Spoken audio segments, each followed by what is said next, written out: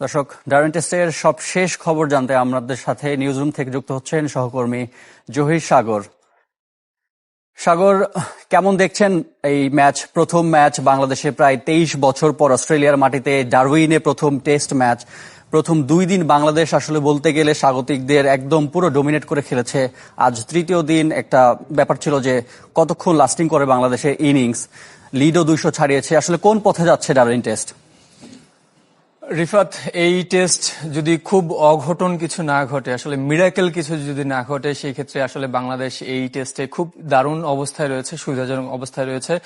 দর্শক, ডারউইন টেস্টের সব শেষ খবর জানতে আমাদের সাথে নিউজরুম থেকে যুক্ত হচ্ছেন সহকর্মী জহির সাগর। সাগর, কেমন দেখছেন এই ম্যাচ? প্রথম ম্যাচ বাংলাদেশে প্রায় 23 বছর পর অস্ট্রেলিয়ার মাটিতে ডারউইনে প্রথম টেস্ট ম্যাচ। প্রথম 2 দিন বাংলাদেশ আসলে বলতে গেলে স্বাগতিকদের একদম পুরো ডমিনেট করে খেলেছে। আজ তৃতীয় দিন, একটা ব্যাপার ছিল যে কতক্ষণ লাস্টিং করে বাংলাদেশের ইনিংস। লিডও 200 ছাড়িয়েছে। আসলে কোন পথে যাচ্ছে ডারউইন টেস্ট? রিফাত, এই টেস্ট যদি খুব অঘটন কিছু না ঘটে, আসলে মিরাকেল কিছু যদি না ঘটে, সেই ক্ষেত্রে আসলে বাংলাদেশ এই টেস্টে খুব দারুণ অবস্থায় রয়েছে, সুবিধাজনক অবস্থায় রয়েছে। ক্রিকেট অনিশ্চয়তার খেলা, তারপরে বলতে হবে যে এই টেস্ট বাংলাদেশ জয়ের সম্ভাবনা এখন পর্যন্ত বাংলাদেশের পক্ষে। টেস্টের যেই 2টা দিন কেটে গেছে, 6টা সেশন কেটেছে, 6টা সেশনে মোটামুটি বাংলাদেশ আধিপত্য দেখিয়েছে। মাইটি অস্ট্রেলিয়ার এগেন্সে যেভাবে বাংলাদেশ খেলেছে, সেই জায়গায় প্রথম ইনিংসে 200 লিড নিয়েছে। এটা আসলে কল্পনাতেও কোনো বাংলাদেশি সাপোর্টার তো দূরের কথা, আপনি যদি কোনো সাংবাদিক অথবা কোনো সাবেক খেলোয়াড়কেও জিজ্ঞেস করতেন যে অস্ট্রেলিয়ায় গিয়ে টিম বাংলাদেশ এইভাবে ডমিনেট করবে, 2টা দিন তাদের উপর ছড়ি ঘোরাবে এবং প্রথম ইনিংসে 200 লিড নিবে, তাহলে কেউ হয়তো কল্পনাও করতে পারতো না, কেউ হয়তো বিশ্বাসও করতে পারতো না। সেই অবিশ্বাসের জায়গাটা আসলে বাস্তব করে দেখিয়েছে নাজমুল শান্তর দল।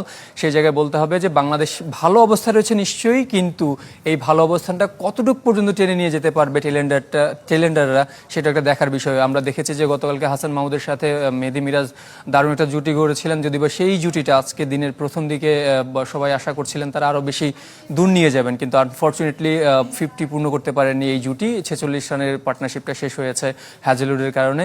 পরবর্তীতে তাইজুল হয়তো 23 বলে 17 রানের একটা ছোটোখাটো একটা ক্যামিও খেলার চেষ্টা করেছেন। তাসকিন আহমেদ হাসান মাহমুদের গতকালকে যেই রোলটা প্লে করেছিলেন আসলে মেহেদী মিরাজের সাথে, পরীক্ষিত একজন ব্যাটারের সাথে, সেই রোলটা প্লে করার চেষ্টা করছেন তাসকিন আহমেদ। এখন পর্যন্ত 39-40 রানের মতো একটা পার্টনারশিপ হয়েছে।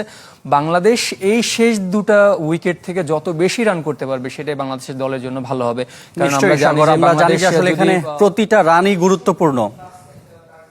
250 প্লাস যদি একটা লিড এনে দিতে পারে, সেটা বাংলাদেশের জন্য অনেক ভালো আস্থার জায়গা দিবে এবং পরবর্তী ইনিংসে ব্যাটারদেরকে আত্মবিশ্বাস যোগাবে। সাগর, আপনি যেমনটা বলছিলেন, আমরা আসলে জানি যে এখানে প্রতিটা রান গুরুত্বপূর্ণ। আমরা এটাও দেখেছি যে অস্ট্রেলিয়া আসলে অল ইন অ্যাটাকে গেছে। অস্ট্রেলিয়া তাদের 8 জন বোলিং ইউজ করেছে, আমরা দেখেছি বাংলাদেশ যেখানে 5 জন বোলিং ইউজ করেছিল, এবং তাদের 8 জন বোলিংয়ের মধ্যে সারপ্রাইজিংলি 4 জন বোলার ছিলেন যারা আইসিসি টেস্ট র্যাঙ্কিংয়ের শীর্ষ 10-এর মধ্যে আছেন। এবং তাদের বিপক্ষে বাংলাদেশের টেল এন্ডাররা যেভাবে ব্যাটিং করছে, বুক চিতিয়ে লড়াই করছে, এটা আসলে প্রশংসার দাবিদার। তো আপনি বাংলাদেশের যে এই ওভারঅল পারফরমেন্স, আপনি যেটা বললেন, ব্যাটিংয়ে বাংলাদেশ ভালো করেছে, বোলিংয়ে তো ভালো করেছে, ব্যাটিংয়ে টপ অর্ডাররা ভালো করেছে, এবং টেল এন্ডাররা যেটা করছে এখন বর্তমানে, আমরা আশা করছি লিড যত বেশি হবে বাংলাদেশের ক্ষেত্রে। যদি আমরা বলি অস্ট্রেলিয়া সেকেন্ড ইনিংসে কামব্যাক দিতেই পারে, তারা যেহেতু টপ টিম টেস্টের। তো টার্গেট আসলে কত হলে বাংলাদেশের জন্য সবচেয়ে ইজি হবে আপনার মনে হয় কি? চতুর্থ ইনিংসে সবসময় ব্যাট করা টাফ, আর যদি টার্গেটে ব্যাট করে সেটা যে কোনো ক্রিকেটের ফর্মেটেই আসলে টাফ।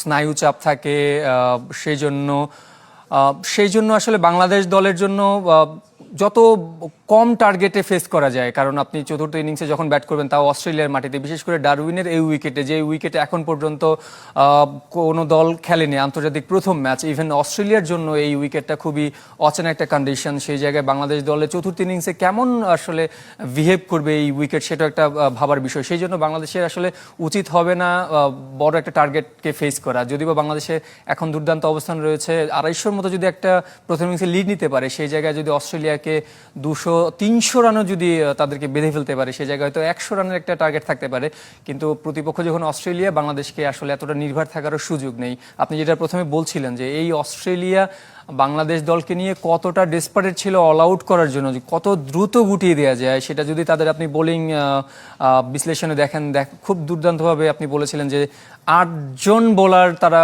ইউজ করেছেন এই প্রথম ইনিংসে বাংলাদেশকে অল আউট করার জন্য। তার মধ্যে 4জন বোলার রয়েছেন যারা আসলে আইসিসি টেস্ট র্যাঙ্কিংয়ের শীর্ষ 10-এ রয়েছেন।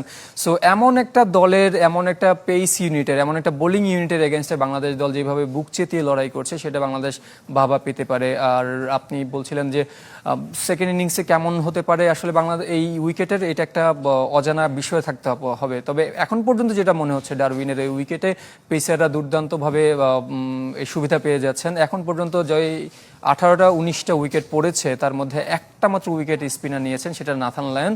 বাংলাদেশ প্রথম ইনিংসে যে 10টা উইকেট নিয়েছিল সবগুলোই পেসাররা নিয়েছে। অস্ট্রেলিয়া এখন পর্যন্ত জশ হ্যাজেলউড, উইদারেল কিংবা প্যাট কামিন্স তারা উইকেট নিয়েছেন। চতুর্থ ইনিংসটা যতটা গুরুত্বপূর্ণ হবে, তার চেয়ে আমার কাছে মনে হয় যে অস্ট্রেলিয়া দ্বিতীয় ইনিংসটা কেমন হবে সেটা একটা গুরুত্বপূর্ণ বিষয়। বাংলাদেশ সব দিক থেকে, আমি যদি বলি মানসিক দিক থেকে, পারফরমেন্সের দিক থেকে এখন পর্যন্ত এই টেস্টে চালকের আসনে রয়েছে, যদি না শেষ পর্যন্ত কোনো ব্লান্ডার করে দেয়। যেহেতু দলটা বাংলাদেশ, অতীত ইতিহাসও বলে টেস্টে বাংলাদেশ খুব ভালো অবস্থান থেকে প্রথম ইনিংসে লিড নিয়েও বাংলাদেশ কিন্তু হেরেছে, এমন রেকর্ডে রয়েছে। সেই জায়গা থেকে বাংলাদেশকে একটু সতর্ক অবস্থায় থেকে এই ম্যাচটা সামনের দিকে নিয়ে যেতে হবে। রিফাত, ধন্যবাদ সাগর আপনাকে। আমরা আশা করছি বাংলাদেশ শেষটাও ভালো করে এই টেস্টটা বাংলাদেশের জয়ের হাসি আসবে। দর্শক, ডারউইন টেস্টের সবশেষ খবর জানাতে আমাদের সাথে নিউজরুম থেকে যুক্ত হয়েছিলেন সহকর্মী জহির সাগর।